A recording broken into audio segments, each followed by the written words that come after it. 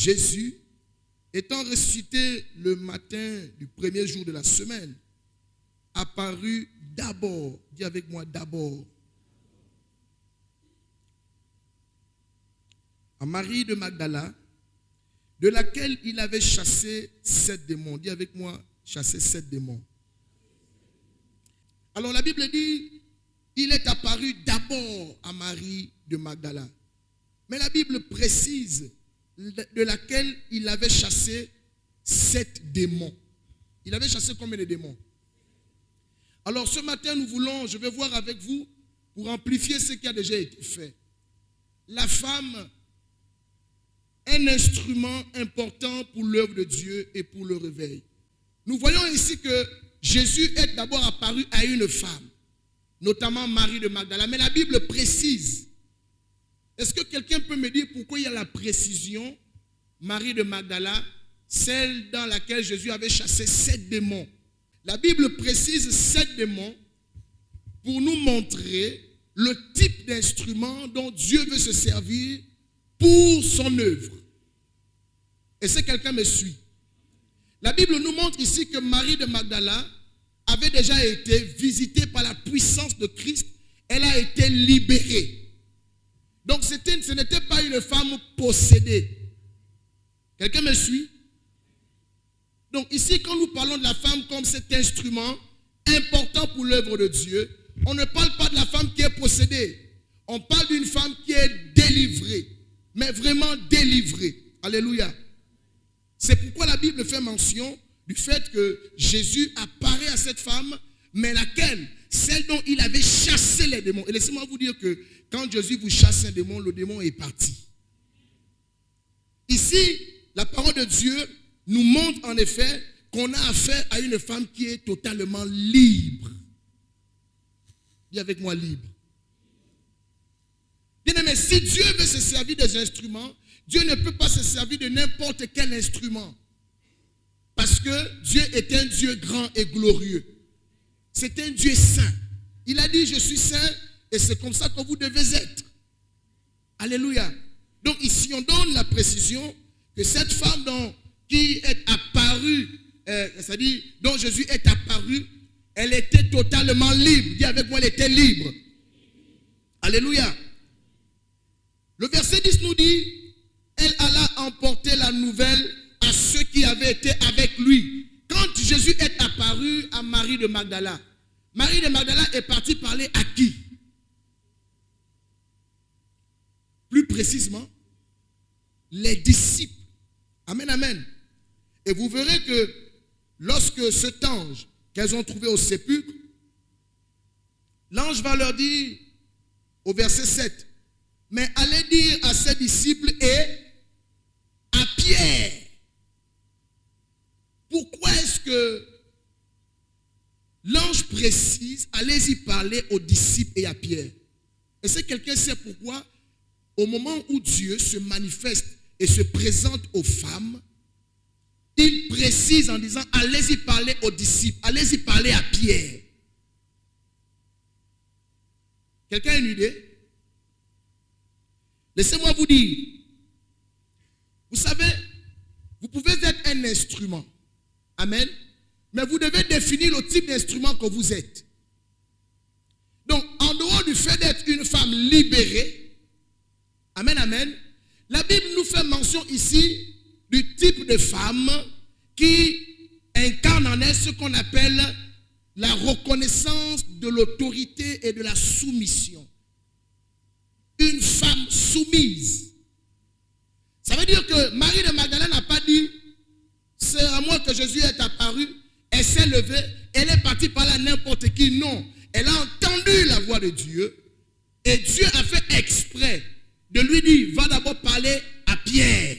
Donc, au travers de l'image de Marie de Magdala, la Bible nous montre ici le type d'instrument, le type de femme dont Dieu veut se servir pour faire avancer son œuvre, pour manifester sa gloire et sa puissance. Une femme libérée, délivrée, une femme totalement soumise. Parce que la Bible précise qu'il est apparu premièrement. Bien aimé, ce n'est pas n'importe quoi. Ça peut vous donner des ailes. Est-ce que vous comprenez? Ça peut vous amener dans tous les sens. Mais elle a dit non. On a dit, je m'en vais dire aux apôtres, aux disciples qui étaient avec Jésus. Et c'est ce qu'elle a fait. Elle est venue, elle a apporté la nouvelle sans plus, sans moins. Et la Bible ne fait pas mention du fait que, comme c'est à elle que le Seigneur est apparu, elle a voulu dire, mais vous n'étiez pas là. Non, non, non, non. Non, dis avec moi, c'est pas comme ça. Dieu attend des femmes soumises. Quand on parle de soumission ici, on ne parle pas de soumission par rapport seulement à ton mari, non. On parle de soumission par rapport à l'autorité qu'est l'homme. Marie de Magdala n'était pas la femme de Pierre. Quelqu'un me suit? Marie de Magdala n'était pas la femme de Jean ni d'un des disciples. C'était une servante de Dieu. Amen, amen. Je vais lire la parole de Dieu dans Luc, chapitre 8, le premier verset jusqu'au verset 3. Il est écrit, ensuite, Jésus allait de ville en ville et de village en village, prêchant et annonçant la bonne nouvelle du royaume de Dieu. Amen, amen. Les 12 étaient avec lui et quelques femmes, dis avec moi, quelques femmes, qui avaient été guéries d'esprits malins et de maladies. Marie, dite de Magdala, de laquelle étaient sortis 7 démons. Jeanne, femme de Chouza, intendant d'Hérode, Suzanne et plusieurs autres qui l'assistaient de leur bien. Donc ces femmes étaient autour de Jésus pour quoi faire? Assister le Seigneur avec leur bien. Donc elles avaient la capacité d'accompagner le ministère de Christ en soutenant le ministère de Christ avec leur bien. Mais cependant, il n'en demeure pas moins que les apôtres et les disciples étaient avec Jésus. Amen, amen. Ici, la Bible ne fait pas mention du fait que il y eut un moment donné où les disciples étaient là et les femmes n'étaient pas là, non. Elles étaient avec les disciples. Et vous allez vous rendre compte que même le jour de la Pentecôte, elles étaient dans la chambre haute. Amen, amen. Mais vous voyez, si vous n'allez pas dans les profondeurs, vous allez avoir l'impression que Jésus était seulement avec les disciples. Non, il n'était pas seulement avec les hommes. À côté de lui, il y avait des femmes. Donc leur rôle, c'était certainement aller acheter des trucs, soutenir, parce que eux, ils étaient avec le maître, ils devaient faire l'escorte et puis l'accompagner dans tout ce qu'ils faisaient. Amen, amen. Donc les femmes étaient là. Vous savez pourquoi je soulève ce point? Pour faire remarquer aux femmes que ces femmes-là étaient comme effacées. Mais en même temps, elles n'étaient pas aussi effacées, puisque la Bible fait mention d'elles. Simplement pour relever le fait qu'elles savaient quelle était leur place. Parce que je vous dis la vérité, si ces femmes-là n'étaient pas là, ça ne devait pas marcher. Est-ce que quelqu'un me suit? Si elles n'étaient pas là, ça ne devait pas marcher. Mais cependant, elles savaient, on est importante, mais voici notre couloir. C'est ça le problème, bien-aimé.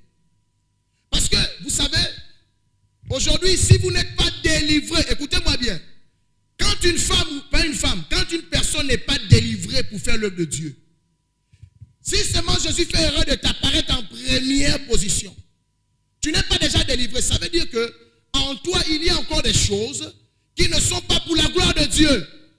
Et comme ce n'est pas pour la gloire de Dieu, le fait que Jésus t'apparaisse en première position, l'orgueil va monter. Tu iras dire aux hommes, mais vous là, vraiment, vous êtes des vrais tocards. C'est ça. Jésus m'est apparu et tu vas commencer à parler n'importe comment. Pourquoi? Parce que au départ, tu n'es pas libéré. De quel type d'instrument Dieu veut se saisir? Des femmes libérées. Des femmes soumises. La femme qui ne dira pas, qui ne va pas parler à un homme comme si elle parlait à son enfant.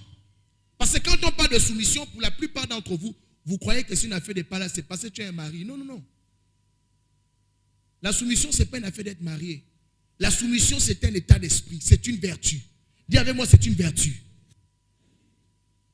La soumission est une marque de respect. Quand on dit une femme femme est soumise, ça veut dire que c'est une femme qui est respectueuse. Je vais dire mieux. Une femme soumise est une femme vertueuse. Est-ce que vous comprenez? Aujourd'hui, quand on parle du problème de soumission, les femmes voient d'abord le fait d'être mariées. Non, ça n'a rien à voir avec le fait d'être mariées. Amen, amen. Or, on parle de Marie de Magdala, on prend son exemple et toutes les autres femmes qui étaient là pour dire que Jésus était bel et bien avec des femmes en dehors du fait d'être avec ses disciples. Et ces femmes avaient leur rôle à jouer. Seulement, il se trouve qu'on ne fait pas trop mention d'elles parce que, j'ai envie de dire ici, la chose qui importait à Dieu, n'est-ce pas, c'était de préparer les apôtres, de préparer les disciples, parce que c'était à leur tour maintenant, on va dire, de manifester une certaine dimension dans le ministère. Amen, amen. De quel instrument Dieu veut se servir? Des femmes libérées, délivrées, des femmes soumises. Amen. Nous allons partir dans la parole de Dieu. 1 Pierre chapitre 3. On va lire à partir du premier verset. Femmes, soyez de même soumises à vos maris, afin que si quelques-uns n'obéissent point à la parole, ils soient gagnés sans parole par la conduite de leurs femmes. En voyant votre manière de vivre chaste et réservée, ayez non cette parure extérieure qui consiste dans les cheveux tressés, les ornements d'or ou les habits qu'on revêt. Mais, dis avec moi, mais, la parure intérieure est cachée dans le cœur. La pureté incorruptible d'un esprit doux et paisible qui est d'un grand prix devant Dieu. Qu'est-ce qui est d'un grand prix devant Dieu? Qu'est-ce qu'une femme qui réellement veut être un instrument de Dieu doit prioriser? Attention, je vais préciser. Quand Dieu dit ici, mais la parure intérieure, ça ne veut pas dire que la parure extérieure est à négliger. Parce qu'il y a des gens qui sont un peu... Voilà. Dieu demande de prioriser la parure intérieure. Donc Dieu attend des femmes avec un cœur pur, un comportement chaste, réservé. Et c'est ce que la Bible nous montre lorsqu'on nous parle des femmes qui étaient autour de Jésus. Vous voyez que ces femmes-là avaient l'air effacées. Parce qu'elles savaient que voici ce que nous devons faire. Amen, amen. Donc, elles ne cherchaient pas, c'est-à-dire il n'y avait aucune bataille entre elles et les disciples, entre les femmes et les hommes. Donc, elles savaient que nous sommes importants, mais voici où nous devons rester. Alléluia. Les hommes aussi savaient que nous sommes importants pour l'œuvre de Dieu, n'est-ce pas? Mais voici aussi notre domaine. Et c'est ce qu'on parle, c'est à ce moment qu'on parle du corps du Christ. Parce que Jésus a besoin et des hommes et des femmes. Le seul problème, c'est est-ce que chacun connaît quelles sont ses prérogatives? Quelqu'un me suit? Généralement, dans l'affaire de l'église, comme nous sommes la communauté, les femmes, c'est des personnes qui sont la plupart du temps attendues pour soutenir l'œuvre de Dieu. Souvent, on se demande, mais pourquoi est-ce qu'il y a beaucoup de femmes dans l'église? Pourquoi c'est les femmes qui ont souvent le cœur de donner? Bien aimé, c'est biblique. Celles qui le font aujourd'hui n'ont rien réinventé. Amen. Quand vous voyez les femmes beaucoup soutenir l'œuvre de Dieu, c'est normal. Dis-moi, c'est normal.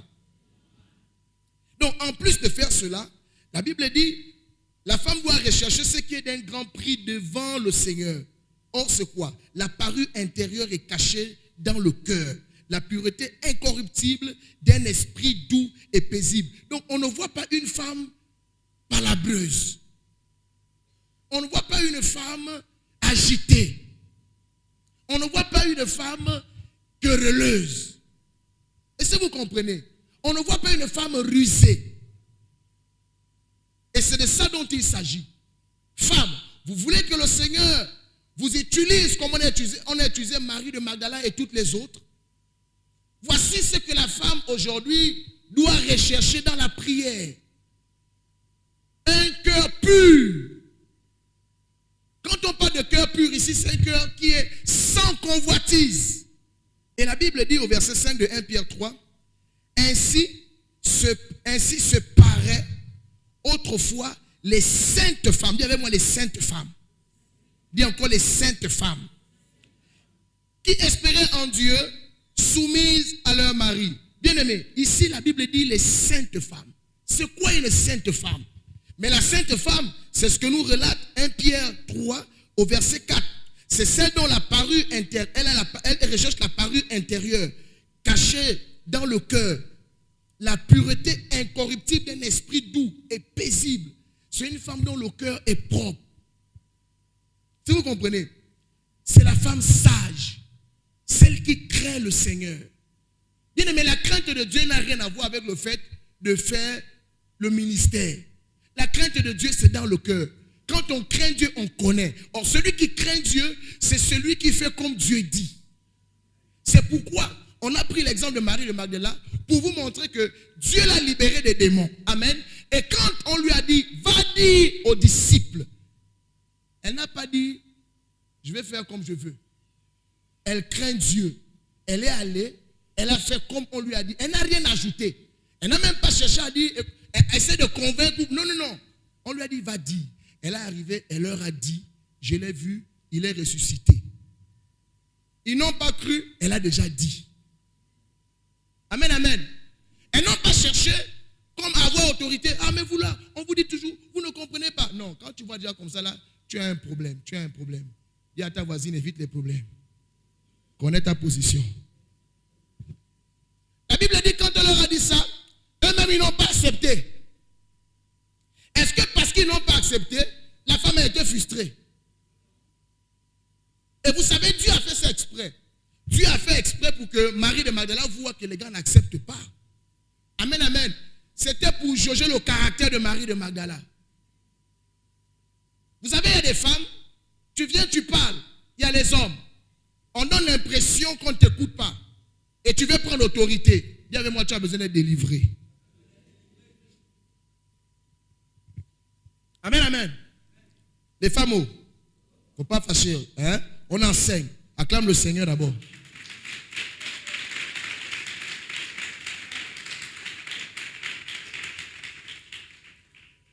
La Bible parle des saintes femmes qui espéraient en Dieu. Une sainte femme, c'est celle qui espère en Dieu. C'est celle qui a un cœur pur, un cœur incorruptible. Le genre de femme que tu ne peux pas corrompre. Donc ce n'est pas le genre de femme que tu peux venir mijoter. Tu ne peux pas la manager avec les choses bizarres. Parce qu'elle recherche la parure intérieure. Donc ce n'est pas le genre de femme que tu peux séduire avec l'argent. Elle, son argent, c'est pour Jésus. Alléluia. C'est le genre de femme, elle sait qui elle est. Voici le type d'instrument avec lequel Dieu veut travailler pour l'avancement de son œuvre. Amen, amen. Nous allons lire également 1 Timothée chapitre 2. Je veux aussi que les femmes, vêtues d'une manière décente, vêtues comment? Répète ça encore, vêtues comment? La Bible dit, avec pudeur et modestie, ne se parle ni de, voilà Paul encore qui vient reprendre, ne se parle ni de tresses, ni d'or, ni de perles, ni d'habits somptueux, mais qu'elle se parle de bonnes œuvres. Viens avec moi au nom de Jésus. Je dois me parer des bonnes œuvres. Femme, voici ce que tu dois d'abord rechercher. Ça ne veut pas dire qu'il faut venir à l'église avec les cacas de pouce sur la tête. Non, ce n'est pas ça. Parce que là aussi, ce n'est pas bon. Amen, amen. Non, il ne faut pas venir avec les cheveux ébouriffés, tout ça là. Il faut que quand on te voit, on sent quand même que non, tu reflètes la gloire de Dieu. Amen. Mais la Bible dit qu'il ne faut pas exagérer. Il faut faire des choses de manière modeste. La Bible dit qu'il faut être vêtu de manière décente. Amen, amen. De manière décente.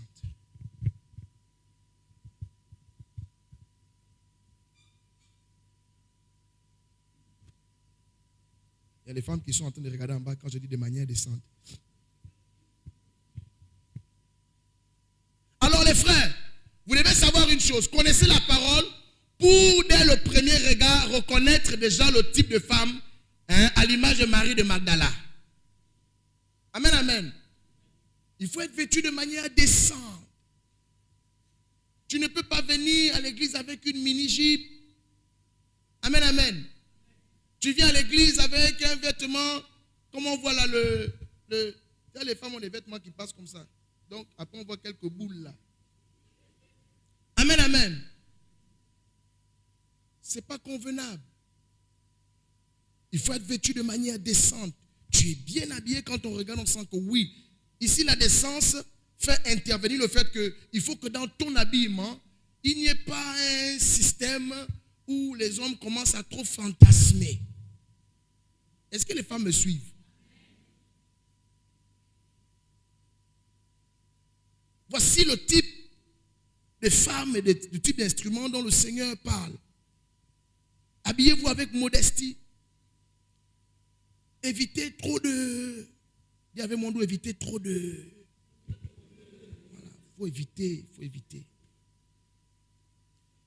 Qu'est-ce que Dieu attend de ces femmes? La Bible dit au verset 10 de 1 Timothée 2, comme il convient à des femmes qui font profession de servir Dieu.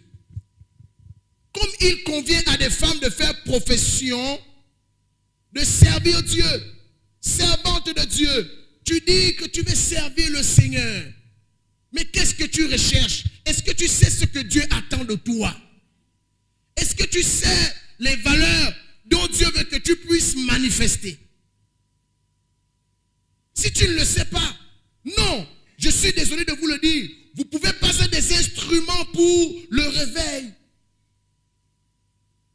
La personne qui peut être un instrument de réveil, c'est d'abord quelqu'un elle-même qui est d'abord éclairé par la parole. Un homme ne donne que ce qu'il a.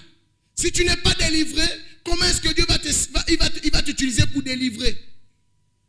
Alléluia. Si Dieu n'a pas gagné ton cœur et le rendre incorruptible, si Dieu n'a pas impacté ta vie par sa parole, mais comment il fait pour t'utiliser? Il fait ça comment? Alléluia. Oui, les femmes, soyez, on va dire, coquettes, soyez belles, propres. Mais je vous en supplie, si vous voulez vraiment être ces instruments dont Dieu va se servir pour impacter l'œuvre, pour susciter ce réveil, vous devez être des femmes qui font profession de servir Dieu, qui s'habillent avec décence, avec pudeur et modestie, qui ne se parlent pas de trop de... Amen, amen. Mais qui recherchent les bonnes œuvres. Et voici, bien-aimés, ce que Dieu attend du côté des femmes. Parce que vous allez voir que pourquoi la parole de Dieu fait mention uniquement en ce qui concerne les parures et tout ça là. Pourquoi on ne parle que des femmes? Parce que la femme aime les choses là. Vous savez que la femme a été tirée de la côte, hein? Donc les choses de la chair là, la femme aime trop ça. Et si vous me suivez, en fait c'est normal. Ce n'est pas d'abord un problème de forcément d'un démon, c'est d'abord normal. Mais vous savez, la Bible dit, si vous voulez servir Dieu, si vous faites profession d'être des servantes de Dieu, il y a des sacrifices que vous devez opérer. Il y a une manière que vous devez rechercher que les femmes du monde ne recherchent pas. Vous devez être belle, oui. Coquette, d'accord. Mais il faut une limite. Il faut une limite. Il faut qu'on regarde dans la femme chrétienne, plus précisément la servante de Dieu, dans la manière de se vêtir, on sent la décence, la pudeur, la modestie. Il ne faut pas que dans ton habillement, le frère n'arrive pas à suivre le culte. Parce qu'on est venu pour adorer Dieu. Si maintenant, au lieu de suivre le culte, au lieu d'adorer Dieu, on commence à t'adorer. Parce que tu t'es mis dans une position où tu perturbes. Et vous savez, il y a des femmes, soyons honnêtes. Amen, amen. Il y a des femmes, quand tu quittes la maison, tu te mets des tests, surtout les femmes qui cherchent le mariage. Vous n'avez pas besoin de faire ça. Le Saint-Esprit parlera pour vous. Et il se trouve, le problème c'est parce que comme la majorité ne sont pas délivrées, c'est pourquoi elles persévèrent dans les parures extérieures. Elle se dit, il faut effectivement que la personne me remarque d'abord. Non, travaille d'abord la parure intérieure. La Bible déclare, hein, Dieu sait de quoi tu as besoin. ton mari, je vous assure, Dieu connaît ton mari. Si Dieu ne voit pas son intérêt, bien-aimé, tu vas commencer à tourner, tu vas taper poteau. Pourquoi? Parce que la Bible dit, si tu demandes à Dieu selon sa volonté, il va t'accorder. Or, si Dieu n'a pas vu qu'il t'a déjà gagné, il n'a pas gagné le cœur de cette femme, va faire tout ce que tu veux, comme make-up, comme beauté, va acheter des habits chers. Oui, tu auras un fan club. Pour le fan club, tu auras un fan club. Tu auras des gens qui vont t'admirer. Tu auras des personnes qui vont venir te faire la cour. Mais je vais seulement te garantir que parmi ces personnes-là, il n'y a pas celui que Dieu a envoyé. Parce que le Seigneur ne pourra pas t'utiliser, surtout pour les servantes de Dieu. Celles qui veulent servir le Seigneur, je précise. Tu veux que Dieu t'utilise, tu vas devoir faire des sacrifices. Pour les autres, je ne sais pas. Tu veux que Dieu t'utilise, tu vas faire des sacrifices. Alléluia. Et c'est ce que la femme, aujourd'hui, doit retenir. Et si quelqu'un peut rapidement me lire la parole de Dieu dans 2 Rois 9:30. 2 Rois 9:30, il est écrit: Jéhu entra dans Jezreel. Jézabel, l'ayant appris, mit du fard à ses yeux, se para la tête et regarda par la fenêtre. Le verset 30 de 2 Rois 9 dit: Jéhu entra dans Jezreel. Dis avec moi, Jézabel. L'ayant appris, elle a mis quoi? Les hommes mettent les phares. Amen. Et regardez, vous savez pourquoi elle a fait ça? Jéhu a été envoyé par Dieu. Amen. Et Jézabel savait que le gars qui vient là, c'est un messager de Dieu. C'est un prophète du Seigneur. C'est un serviteur de Dieu. Il vient pour accomplir la mission de Dieu. Amen, amen. Et comme elle le savait, elle dit, elle va se mettre dans son scaphandre. Dis avec moi, scaphandre. Dans l'objectif d'éteindre l'onction qui était sur l'élément. Amen, amen. Ça veut dire que elle s'est parée. Ça veut dire qu'elle a fait beauté jusqu'à...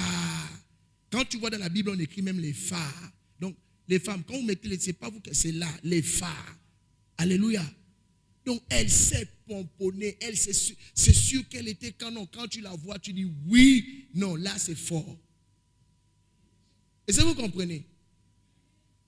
C'est pour vous dire que les femmes qui font profession de servir Dieu, attention, parce qu'il y a des manières de faire qui émanent de ce qu'on appelle l'esprit de la Jézabel. Je n'ai pas dit ne soyez pas belles et coquettes, mais je dis faites attention. Pour celles qui sont appelées à servir le Seigneur, qui font profession de servir Dieu, soyez décentes, recherchez la parure intérieure. Si la parure extérieure n'est pas totalement, ce n'est pas bien grave.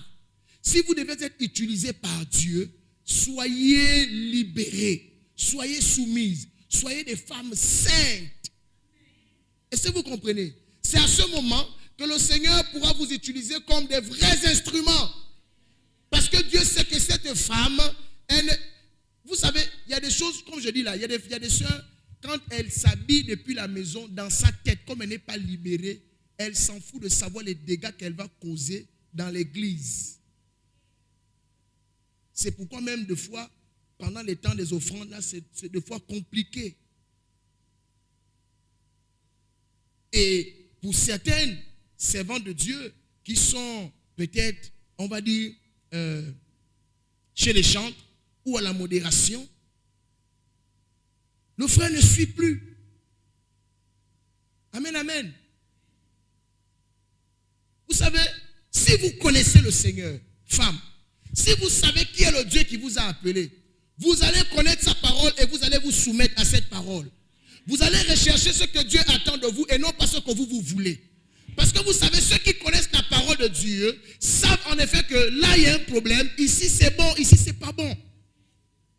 Et ça, vous comprenez? Or, on a besoin des femmes parce que la Bible elle-même nous montre déjà que sans les femmes, il y a beaucoup de choses qui ne vont pas aller. Mais le problème, c'est que où sont ces femmes?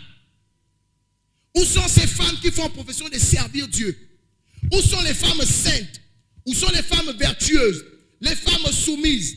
La femme qui ne prend pas autorité sur l'homme, peu importe la dimension dans laquelle Dieu peut l'utiliser. Où sont ces femmes? Et c'est là le gros problème. Et Dieu vient justement, par ce canal, dire aux femmes, vous savez que cette affaire-là, on a commencé aussi avec vous. Amen, amen. Mais regardez comment les autres ont fait. Et parce que justement, elles se sont arrimées pour vraiment connaître le vrai Dieu, se soumettre à lui. Elles étaient soumises aux apôtres comme elles étaient soumises à Christ. Et c'est comme ça qu'elles étaient soumises, celles qui avaient des maris, à leur mari. Aujourd'hui, c'est difficile de trouver les femmes à la stature de la parole. Et je vais dire ce matin, femme, tu veux être cet instrument capable d'être utilisé pour manifester la gloire de Dieu. Tu veux être un instrument du réveil. Bien-aimé, la lumière travaille avec la lumière. La lumière ne travaille pas avec les ténèbres. Non. Tu dois d'abord toi-même rechercher à être une lumière. Alléluia. Ça dit qu'en acceptant ce que Dieu te demande. Mais vous connaissez combien de femmes aujourd'hui qui acceptent ça? Combien?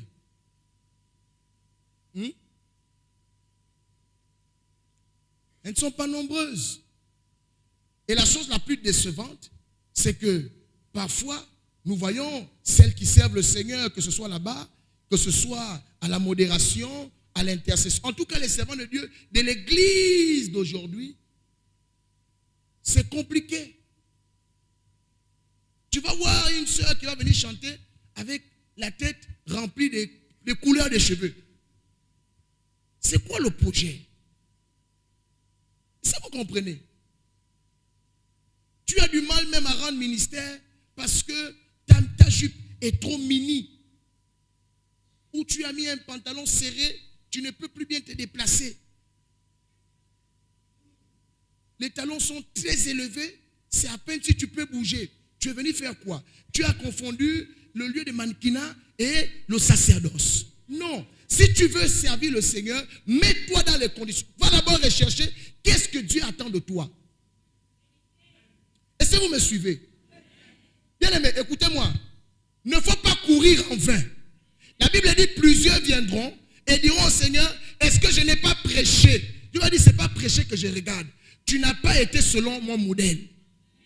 Dieu recherche un modèle d'instrument. Dieu recherche des femmes qui sont selon son modèle. Des femmes qui ne vont pas faire comme elles veulent. Des femmes qui ont vaincu le domaine charnel. Parce que, écoutez, je vous ai dit que c'est naturel qu'une femme veuille être bien. Mais quand tu fais profession de servir Dieu, Dieu va te demander de payer le prix. Tu ne peux pas être comme les autres femmes. C'est impossible.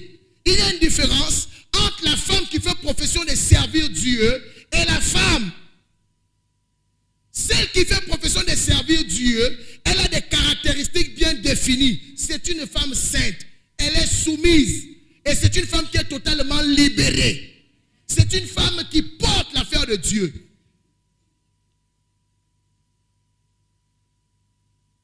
Et c'est la raison pour laquelle vous voyez, l'œuvre de Dieu a du mal à avancer parce qu'aujourd'hui, l'ennemi malmène beaucoup les femmes. L'ennemi malmène beaucoup les femmes. Donc, quelle que soit l'onction que nous pouvons susciter, nous les hommes, et j'invite les serviteurs de Dieu, on doit beaucoup prier pour les servantes de Dieu. On doit prier pour que Dieu suscite des servantes à sa stature. On n'a pas dit qu'une servante de Dieu doit être mandjango, non. Mais tu dois connaître quelle est ta limite pour ne pas ressembler à Jézabel. Est-ce que vous comprenez? Parce qu'aujourd'hui, on ne sait plus. Ça ne veut pas dire que c'est forcément Jézabel. Mais à un moment donné, la Bible dit, ce qui peut être un sujet de scandale, il faut laisser. À cause de Dieu. Donc quand tu vois l'autre qui vient venir te faire le malin, tu regardes, tu comprends seulement qu'elle a besoin encore d'être délivrée. Elle ne sait pas que non, moi j'ai déjà atteint une dimension où en principe, moi je ne suis plus là. Moi je suis dans la parure intérieure. Derrière moi c'est la parure intérieure. La parure intérieure. tu es à quel niveau? Femme, est-ce la parure extérieure ou la parure intérieure? Bien aimé, quand on parle de la parure intérieure, tu n'as pas besoin qu'on te prophétise. Il y a une chose que j'aime avec Dieu, c'est le tribunal de la conscience. Est-ce que vous comprenez? Tu peux me dire tout ce que tu veux. Je ne suis pas là pour te convaincre. Alléluia. Je suis simplement là pour t'annoncer la parole de Dieu pour que tu comprennes que tu sais qui tu es. Tu sais ce que tu fais. Tu connais les pensées que tu émets. Tu sais ce que tu recherches. C'est à partir de là que tu sauras, est-ce que je suis le type de femme dont Dieu peut se servir? Vous voyez, l'église a des problèmes parce qu'on n'a plus des maris de Magdala. On doit prier pour avoir des maris de Magdala. Vous imaginez, le Seigneur t'apparaît, toi la première. Où étaient les disciples? Où étaient les apôtres? Elle pouvait saucer les épaules. Pourquoi Jésus n'a pas dit, je m'en vais d'abord chez les hommes? Pourquoi il est allé chez elle d'abord? Pourquoi? Pour dire aux femmes, vous comptez pour l'œuvre de Dieu. Le seul problème, c'est que les femmes n'ont pas connaissance de ce que Dieu attend d'elles. Dieu attend des femmes qu'elles travaillent la parure intérieure. Il y a des sacrifices qu'on fait quand on est appelé à être servante de Dieu. Je ne suis pas d'accord avec le fait qu'il y ait ce qu'on appelle, on va dire, une ambiguïté. Si Dieu savait que cette affaire, cette parure extérieure, cette insoumission, si ce n'était pas grave pour Dieu, il n'en parlerait pas. Alléluia. Et c'est ainsi que le Seigneur va utiliser les femmes glorieusement. Et comme nous l'avons lu, celle qui a commencé, vous savez, les parures, les phares, tout ça là, Jézabel a fait ça, c'était pour séduire Jéhu. Et la majorité de nos femmes dans l'église, la manière dont elles font là, c'est pour séduire. Et ce n'est pas bon. Comment est-ce que l'œuvre de Dieu va impacter? C'est des choses en effet qui peuvent retarder le réveil. Parce qu'on ne peut pas parler de réveil alors qu'on n'a pas vraiment, ça dit cette aide qui comprend les choses. Il arrive même que dans les ministères, il y a un problème de leadership entre papa pasteur et maman pasteur. Pourquoi? Parce qu'il se trouve que maman pasteur n'a rien compris. Maman pasteur croit en effet que comme elle a eu une apparition, une vision, elle veut prendre l'autorité sur monsieur. Il y a des collaboratrices dans l'église qui croient en effet que comme elle a eu quelque chose d'extraordinaire, elle peut... Non, non. Marie de Magdala a eu le privilège d'être la première dame, c'est ça qu'on appelle une première dame. Acclamons d'abord Marie de Magdala d'abord.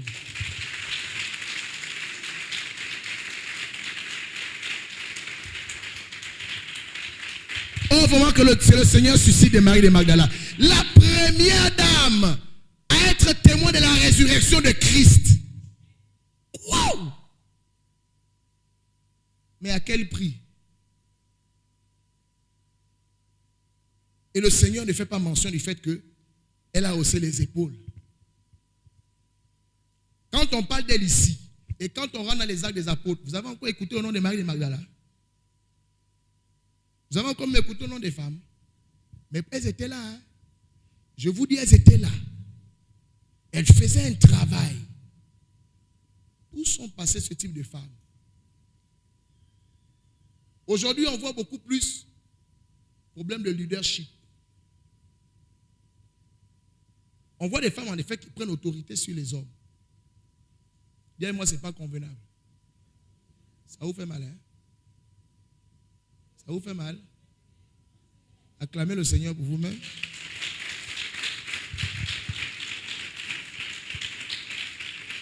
Alors, je suis venu ce matin pour vous annoncer cette parole de Dieu, femmes. Vous savez, toutes les fois que Dieu vous convoque, comme les femmes ont commencé ce séminaire, c'est parce que Dieu veut vous parler. Les femmes ont reçu le Saint-Esprit avec les apôtres.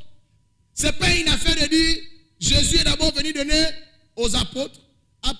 de nos femmes, elles étaient là au jour de la Pentecôte. Au même moment où Pierre a reçu, les maris de Magdalene ont reçu. Marie, la mère de Jésus, elle a reçu. Et toutes les femmes qui étaient là ont reçu. Imaginez-vous le degré d'orgueil que ça pouvait susciter. Ces femmes-là auraient pu dire, tu vas me dire quoi? Nous tous on a reçu le Saint-Esprit au même moment. Tu n'es pas mon père spirituel. Tu n'es pas mon mentor. Où sont passées ces femmes-là? Aujourd'hui, on a l'impression que quand la femme a le Saint-Esprit, je ne sais même pas si ça c'est le Saint-Esprit. Et ça vous comprenez? Parce que Dieu ne peut pas donner le Saint-Esprit, comme il dit dans Acte 5, 32, à ceux qui ne sont pas soumis. Vous-même regardez les femmes qui ont le soi-disant Saint-Esprit aujourd'hui. Si seulement Dieu lui parle, si seulement elle manifeste les dons, c'est fini. Et ça, c'est normal. Quelles étaient les premières femmes qui ont reçu le Saint-Esprit? C'est les Marie, mère de Jésus, Marie, mère de Jacques, et Marie de Magdala. Et il y avait d'autres femmes, les Suzanne, elles étaient là. Vrai ou faux? Après là, tu as encore entendu parler d'elles. Quand le Saint-Esprit les a quittées, mais elles travaillaient dans le silence. Ça ne veut pas dire que la femme ne peut pas exercer le ministère. Mais il faut que quand la femme exerce le ministère, elle doit savoir comment le faire.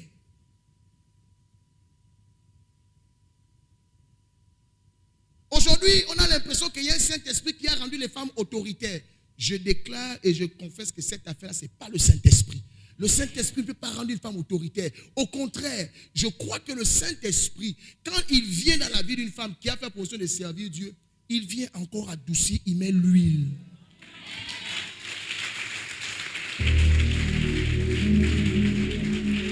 Alors, vous avez aimé cette prédication de l'apôtre Barak Israël. Dirigez-vous vers notre page Onction Ministry TV, YouTube. Vous allez trouver d'autres enseignements qui vous seront bénéfiques. Alors, activez la cloche de notification pour recevoir d'autres enseignements. Et likez, laissez un commentaire si vous en avez besoin. Vous avez des questionnements, laissez un commentaire et nous ferons le plaisir de vous répondre. Et si vous voulez participer au culte en direct, vous êtes à Libreville. Vous avez juste à vous diriger vers le PK8. En face du marché banal, Onction Ministry se trouve juste à côté de la pharmacie Saint-Esprit. C'est juste là où vous allez venir. C'est juste le bâtiment carrelé. Vous allez voir, vous allez appeler. On vous laisse un numéro WhatsApp, un numéro d'appel. Alors le numéro d'appel, c'est celui-ci. 074 73 12 48. Et le numéro WhatsApp, vous pourrez également appeler ou bien écrire. C'est le 066 51 49 22. Alors soyez massivement bénis. Je vous bénis déjà de ce que vous avez regardé cet enseignement et je crois que vous allez encore être bénis davantage.